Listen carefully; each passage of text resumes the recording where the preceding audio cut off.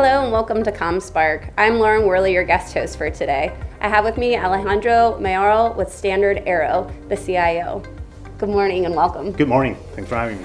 So Alejandro, tell me, what's been your biggest technology accomplishment in the last 12 months?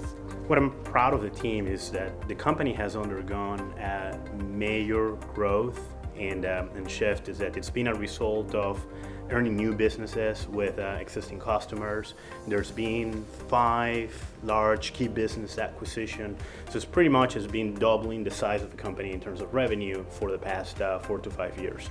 So the team have had to go through a very accelerated pace of change when it comes to our application portfolio, our digital capabilities, or infrastructure, or data protection, all across the board to say, how can we be front and center? So we're not pacing the amount of change that the company is doing, we're actually making it happen to the point that either we can unlock synergies through the integration of multiple businesses, or we can drive better operational capabilities that can make a success all the new product lines and all the new businesses that we got with the customer. So at the very beginning, it felt as a major undertaking.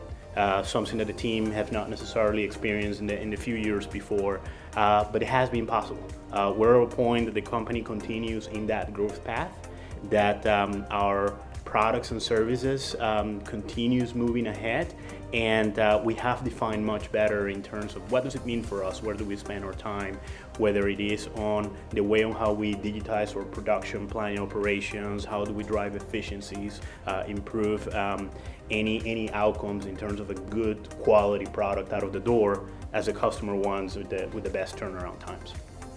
I know with acquisition comes a lot of pain points, and I know many people struggle with that. How are you prioritizing your projects as you acquire these new companies?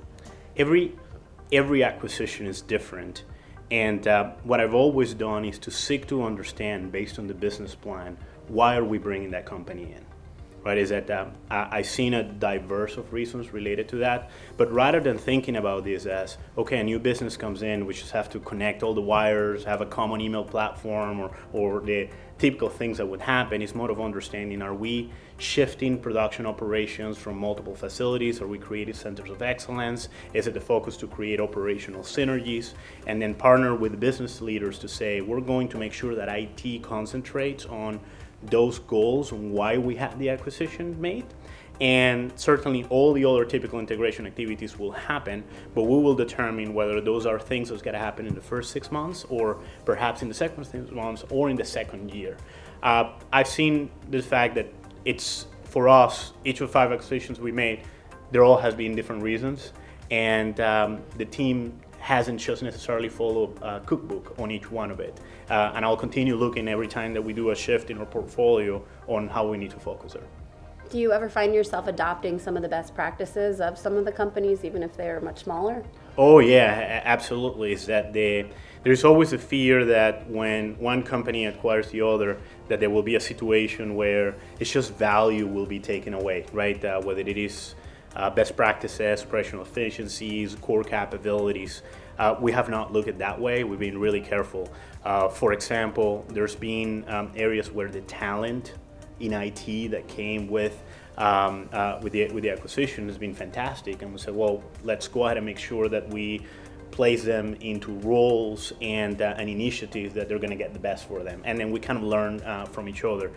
In other areas, we have seen from an operational perspective at the business level that they're really good in terms of certain processes, product lines, and then they have become centers of excellence for us in the corporation. So I'd really advise everyone to just never assume that you already have the best of the best and try to change everybody. It's a matter of creating the best integrated business that it can be.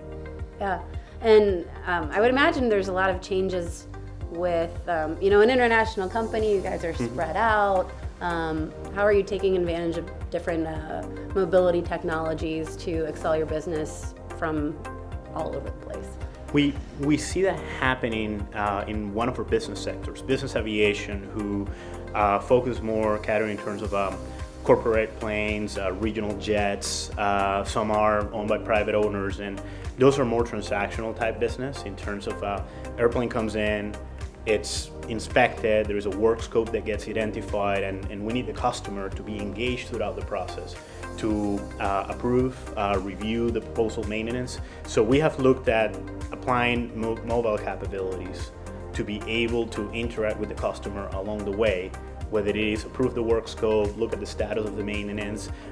It's their airplane, and that have allowed us to be much more efficient and be able to avoid any work stoppage because of the area. Not as much when it comes to a consumer grade, since they're more of an industrial or business to business type capabilities.